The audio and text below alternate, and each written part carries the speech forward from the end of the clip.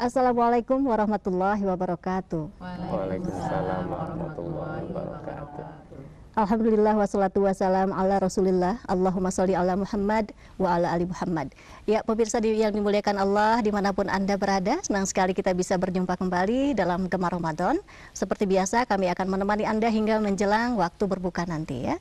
Tiada hentinya kita berucap puji syukur kita kehadirat Allah Subhanahu wa Ta'ala atas segala limpahan nikmat yang sudah diberikan kepada kita semua.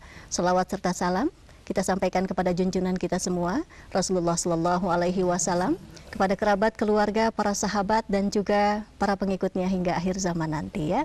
Baik, hari ini kita akan membahas tentang derajat takwa. Nah, kalau lihat dari judulnya, berarti kalau begitu ketakwaan seseorang itu ada tingkatannya mungkin seperti itu ya. Baik, untuk membahas masalah ini, alhamdulillah bersama saya di studio sudah hadir Bapak Dr. Andes Haji Suherman Ediansyah MAG. Assalamualaikum Ustaz. Waalaikumsalam. Tepang deui. Alhamdulillah. Jadi hari ini kita akan ngobrol-ngobrol dengan Pak Herwan gitu ya. Kemudian saya juga ditemani oleh ibu-ibu yang cantik sekali hari ini ya. Bajunya ungu gitu. Bu atau senyum Bu. Ibu-ibu dari Majelis Taklim Safari Jabar, Jalan Reog, Bandung gitu ya. Nah nanti juga Ibu kalau mau bertanya boleh ya Bu ya, siapkan pertanyaannya seputar ketakwaan. Dan kalau pemirsa juga ingin bertanya silahkan. Seperti biasa kita akan buka line telepon untuk Anda bisa bertanya langsung dan nanti insya Allah ya narasumber kita akan menjawabnya ya. Terlebih dahulu kita akan simak pemaparan mengenai derajat takwa ini seperti apa dan bagaimana. Mangga Pak Ustadz. Ya. Assalamualaikum warahmatullahi wabarakatuh. Waalaikumsalam warahmatullahi wabarakatuh. Alhamdulillah wassalatu wassalamu ala rasulillah wa ala alihi wa sahbihi wa mawalah. Umar bin Khattab, sahabat Nabi, pernah bertanya kepada Ubay bin Ka'ab tentang takwa. Ubay bin Ka'ab malah balik bertanya kepada Sayyidina Umar itu, di mana kedua sahabat itu orang yang dekat dengan Allah semuanya itu. Ubay bin Ka'ab malah balik bertanya kepada Sayyidina Umar, pernahkah engkau melintasi sebuah jalan di mana jalan itu banyak durinya? Pernah. Tindakan apa yang kau lakukan? Pertama, sebelum melangkah, saya memakai terompah. Jadi terompah itu apa namanya, sandal kayu itu ya. Terus diangkat gamis. Ketika berjalan penuh hati-hati, teliti dan waspada. Itulah yang disebut dengan takwa. Kata apa namanya Ubay bin Ka'ab tadi itu. Nah, jadi yang disebut dengan takwa itu adalah pribadi yang memiliki kehati-hatian, teliti, dan waspada. Nah, insya Allah kalau orang hati-hati, apalagi ini sekarang di bulan Ramadan, nah jaga bukan hanya fisik, tetapi batin pun. Jangan sampai bikin sakit hati orang. Teliti sebelum membeli. Itu kebiasaan. Asa dagang Ya, teliti ini. Apa namanya, misalnya mau milih jodoh harus teliti, jangan untuk anaknya, untuk jodohnya itu asal saja. Waspada, kehidupan bukan hanya di dunia tetapi adalah akhirat. Di dalam Al-Quran itu ada 258 kali itu kata-kata takwa itu ya. Nah, ulama mendefinisikan itu ragam pendapat. Yang kita kenal itu kan melaksanakan perintahnya dan menjauhi larangannya. Itu yang populer itu. Tapi kalau saya boleh berpendapat bahwa takwa itu keadaan jiwa yang mantap, yang lahir dari pribadi mukmin, muslim, dan muhsin. Makanya tadi tema derajat. Berarti kalau begitu kita menginginkan derajatnya yang 100%. Jangan ada ada kurang-kurang. Apalagi setelah dididik di bulan Ramadan seperti ini Teh Devi. Iya. Ini memang apa namanya, Ustaz, ada apa namanya, ada derajat-derajatnya begitu ya? Iya. Ada tingkatan derajatnya. Nah Iya. ini kalau dilihat dari misalnya yang paling rendah dengan yang paling tinggi begitu ya, Iya. kelihatan dari mana, Ustaz? Oh gitu ya. Jadi takwa itu adalah amal atau pribadi seseorang yang paripurna. Jadi yang final itu. Makanya tadi saya katakan sinergitas seseorang memiliki pribadi mukmin, muslim, dan muhsin. Mukmin punya keyakinan kepada Allah, tauhidnya luar biasa. Muslim tunduk patuh kepada Allah dalam ibadah, baik ibadah ritual ataupun ibadah sosial. Dan yang ketiga itu muhsin, orang yang memiliki karakter akhlak yang mulia. Karena ada orang yang beriman kepada Allah, mukmin, tetapi tidak muslim. Iya. Percaya kepada Allah, tetapi pada bulan Ramadan masih banyak orang yang tidak menyadari kewajiban, padahal dia seorang mukmin. Di situ saya siang hari itu ada PKL ya, itu sop ayam, tapi dilihat sop kaki. Jadi kakinya yang kelihatan. Dihanap nasiur sampean ya. Itu. Ya, terus mukmin muslim percaya kepada Allah, mukmin muslim rajin ibadah, tapi tidak muhsin, akhlaknya jelek sekali. Makanya tadi takwa itu adalah paripurna, derajat yang luar biasa. Jadi kalau apa namanya di luar tadi ya mukmin, muslim, muhsin, berarti derajatnya sangat kurang sekali begitu. Sekarang apa hubungannya atau ada kaitan yang erat pasti dengan keimanan seseorang. Iya. Nah kalau begitu ketakwaan juga bisa naik turun begitu atau bagaimana? Iya, ketakwaan seseorang itu kan dibentuk dari iman, Islam, dan ihsan. Nah, kadangkala ketakwaan seseorang itu, ya, ketakwaan seseorang itu bisa naik turun, ya. Mengikuti keimanan seseorang berarti. Jadi bagaimana keimanan, bagaimana keislaman, bagaimana keihsanan seseorang itu kan kita idealnya iman kita itu kan konstruktif ya, konstruktif. Jadi betul-betul dibangun. Nah, makanya pembangunan sekarang di bulan Ramadan itu harus membentuk ketakwaan yang luar biasa tadi itu. Dan jangan sampai ketakwaan seseorang itu dibentuk spekulatif, untung-untungan. Untung-untungan bagaimana? Jadi untung-untungan itu, ya. Nah, itu kan tadi iman, Islam, ihsan itu kan perlu dicari ya, perlu dicari. Kalau untung-untungan bagaimana dengernya, bagaimana informasi, tidak ada kehusuan, konsentrasi ya, fokus bagaimana membangun ketakwaan. Apalagi ketakwaan itu bisa karena pengaruh keimanan, keislaman dan keihsanan seseorang itu bisa destruktif, itu bisa memburuk terus. Nah sekarang bulan Ramadan kan, alhamdulillah ya, dari terbit fajar sampai terbenam matahari, menahan lapar dan dahaga, juga hubungan suami istri, juga tadi penyakit-penyakit batin misalnya. Terus tadarus ya, kan ini sudah tamat ibu-ibu majlis taklim ya, alhamdulillah. Tamat atuh cina. Al-Qur'an. Seberapa kali Bu tamat? Terus tarawih ya, tarawih kan macam-macam, ada yang 11, ada yang 23. Sementara kan di Makkah itu 31 Teh Depi ya. Itu terus infak, sedekah, iktikaf, bahkan sekarang memburu Lailatul Qadar. Nah, jangan sampai gara-gara ada ujian, ada cobaan dari Allah Subhanahu wa taala jadi terpuruk, yang tadinya dibangun jadi putus asa kepada Allah Subhanahu wa taala. Kenapa? Saya beramal ibadah di bulan Ramadan, dekat dengan Allah, tetapi diujinya luar biasa. Ya kalau gitu saya nggak akan ibadah lagi lah, karena Tuhan gak sayang sama saya, kan ada seperti itu. Itu destruktif.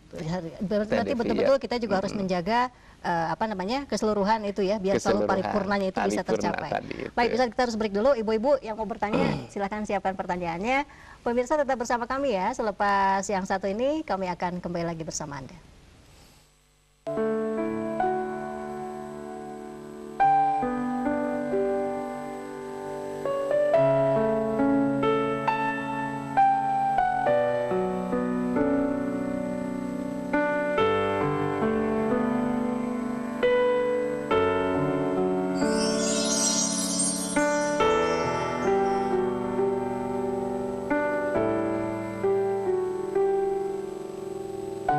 Assalamualaikum warahmatullahi wabarakatuh.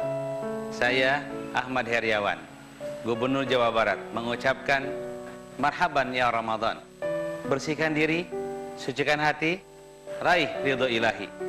Wassalamualaikum warahmatullahi wabarakatuh.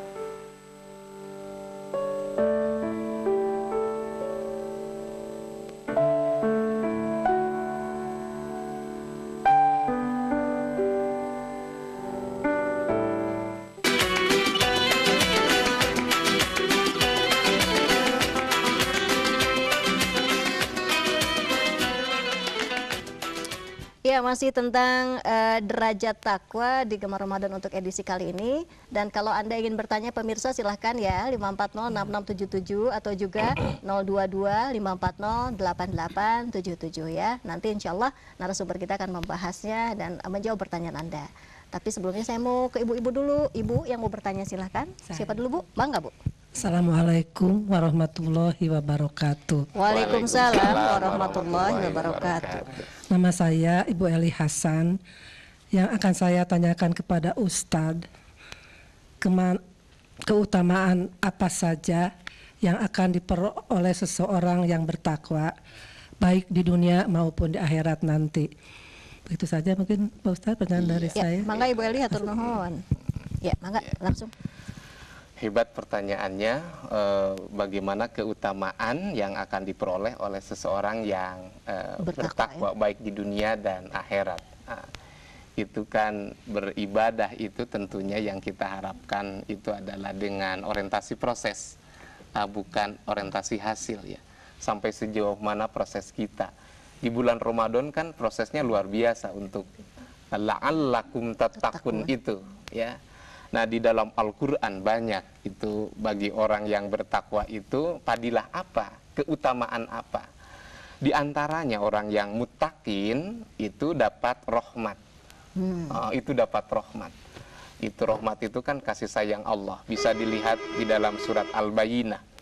Terus dapat barokah. Orang yang takwa kepada Allah itu hidupnya barokah. Barokah itu apa? Barokah itu ya. Apa Bu? Barokah itu apa? Coba kalau barokah itu ziyadatul khair fi kulli hal waktun ila waktin. Bertambah kebaikan dalam setiap saat. Dalam setiap saat Ya. ya. Makanya Ramadan adalah bulan barokah. Tahan dulu sebentar Ustaz, nanti Ya. kita lanjutkan. Saya terima telepon dulu, kasihan yang telepon. Halo, Assalamualaikum. Waalaikumsalam warahmatullahi wabarakatuh. Itu Pak Asep. Abdi deui, Damai. abdi deui. Aku mah atuh abdi pang penciptana kata Peri. Mangga. Mangga Pak Asep.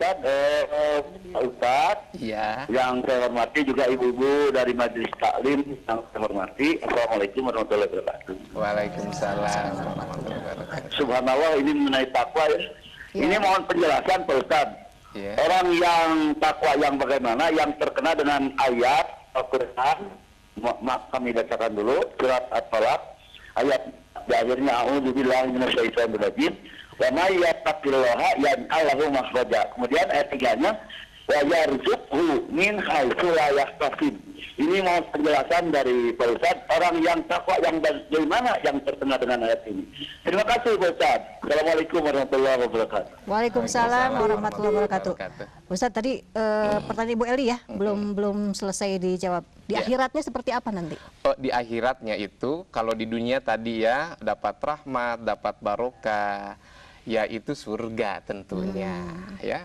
Itu kan jazaohum indar rabbihim jannatu adnin tajri min tahtihal anhar khalidina fiha abada. Surga. Mau pada masuk surga? Mau. Tahu syaratnya? Mati. Peminta mau terang surganya. Iya, baik ya, seperti itu ya. Dari Pak Asep sekarang ini tentang takwa ini orang seperti apa yang tadi terkait dengan surat At-Talaq itu tadi. At-Talaq ya. Orang yang takwa itu mendapatkan jalan keluar, terus dapat rezeki yang tidak disangka-sangka. Orang yang bertakwa itu. Nah, makanya tadi Allah itu kan melihat kepada proses bukan kepada hasilnya, sesuai dengan kemampuan seseorang di dalam ibadah kepada Allah Subhanahu wa taala. Orang yang takwa dapat jalan keluar, orang yang takwa mendapatkan rizki yang bagaimana? Tentunya orang yang beristiqomah, ya, orang yang konsisten, orang yang teguh dalam keimanan kepada Allah Subhanahu wa taala, terus istiqomah di dalam beribadah kepada Allah Subhanahu wa taala, baik tadi ibadah mahdoh dan goir mahdoh, juga akhlaknya dijaga tentunya. Itu insya Allah dapat jalan keluar dan mendapatkan rezeki itu. In tangsurullaha yang surkum wa yusabit akdamakum. Jika kalian menolong Tuhan, maka Tuhan akan menolong kalian, seperti itu. Itu baik ya. Devi, ya. Itu ya Pak Asep di Soreang Walarana, terus didugikan Pak Asepnya. Ibu mau bertanya lagi, siapa Bu? Sebelah sini ya Bu ya. Punten ya Bu ya, mikrofonnya ya. Harus menyeberang dulu ke sini. Nah lah. Assalamualaikum warahmatullahi wabarakatuh. Waalaikumsalam warahmatullahi wabarakatuh. Saya Ibu Tuti Tatan dari pengajian Sapari Jabar. Saya mau tanyakan Pak Ustadz, bagaimana hubungannya orang yang berpuasa dengan ketakwaan? Terima kasih. Iya. Ya, mangga Ustadz. Bagaimana hubungan puasa dengan ketakwaan seseorang? Kita kan dipanggil oleh Allah untuk memasuki Ramadan University dengan 3 jenjang. Strata 1 jasmani, rahmat. Strata kedua itu adalah magfirah, nafsani. Dan yang terakhir itu adalah ruhani, spiritual. Itu adalah itku minanar. Nah, bagaimana hubungannya puasa dengan orang ketakwaan seseorang? Ini dalam 3 jenjang, 3 strata ini harus bisa melahirkan dan mendapatkan gelar, ya, bukan master, bukan doktor, tetapi muttaqin. Itu langsung gelarnya dari siapa? Allah Subhanahu wa taala. Nah, tentunya di sini orang yang takwa itu betul-betul menjalankan ibadah puasanya itu sudah terintegrasi di dalam melaksanakan ibadah puasa. Kenapa? Coba ketika keimanan seseorang, ya, keimanan seseorang ini pokoknya yakin percaya kepada Allah, ini perintah, bukan waktunya sabar dulu, tidak boleh makan, ya. Yang halal jadi bagaimana? Jadi haram, tidak boleh, ya. Suami halal nggak, Bu Tatan? Halal. Pengen yang dituang tapi haram dituang.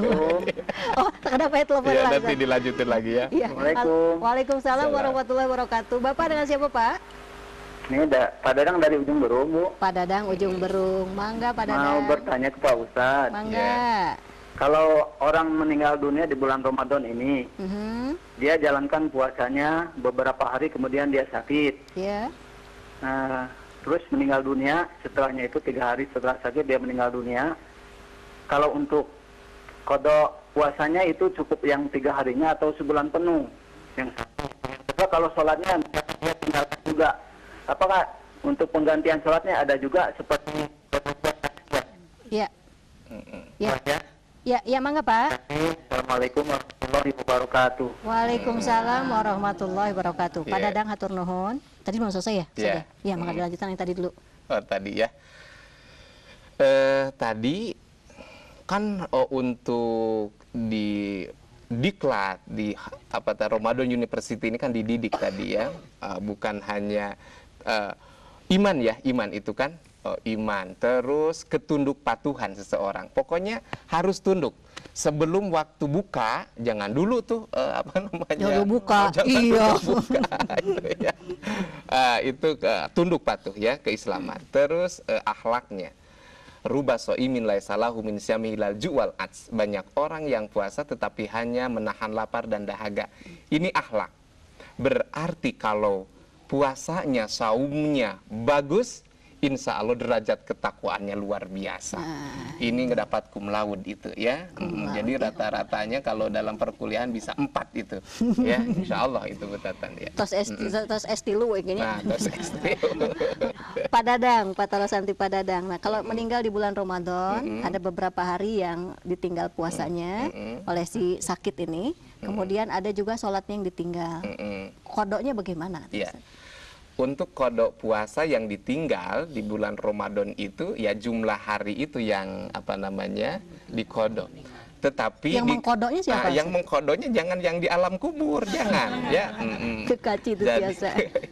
Yang kodoknya itu ahli warisnya. Itu dalam hadis Bukhari ya. Di dalam hadis Bukhari punya utang kan? Hutang kepada manusia berhak dibayar, apalagi hutang kepada siapa? Allah. Nah, itu ahli warisnya. Tadi masalah sholat. Nah, sholat yang tertinggal bagaimana? Apakah bisa dilakukan oleh ahli warisnya? Misalnya ahli warisnya sholat duhur jadi 2 kali, 3 kali. Nah, ini sholat, ini penting sekali dalam kondisi apapun harus dilakukan. Ya, sakit. Nah, kalau sakit bagaimana keadaannya? Bisa bagaimana dengan tidur, berbaring. Berbaring. Sholat tidak boleh sambil tidur. Iya, berbaring. Berbaring. tidur mah moal emot nanaon ya. Sholat itu bisa berbaring, bisa dengan bergerakan ya, dengan kedip mata, dengan gerakan mata seperti itu. Selama bisa menggerakkan, selama ingat, lakukanlah. Jadi nggak bisa ada kodok sholat seperti ya. itu. Tapi ya. kalau kasusnya seperti yang koma gitu ya, tadi akan lama tuh dia tidak ingat, itu bagaimana? Iya kan. Tidak lepas dari kewajiban atau gimana? Lepas kewajiban karena tadi koma itu kan harus orang yang sadar seperti itu. Oh iya, dia harus sadar, orang yang sadar itu salah satunya dilakukan itu. Tapi kalau sadar, misalnya di rumah sakit ya sadar. Tidak bisa untuk wudu, tapi bisa tayamum. Tayamum tidak bisa sendiri oleh orang lain. Oh, gitu, bisa ditayamumkan. Bisa ditayamumkan oleh muhrimnya. Oleh muhrimnya, terus lakukan sholat dengan isyarat-isyarat yang yang ia pahami. La yukallifullahu nafsan illa wus'aha. Seperti itu. Baik ya. Ibu, ada kesempatan satu penanya lagi. Saya lemparkan kepada siapa? Palih itu. Bangga tuh.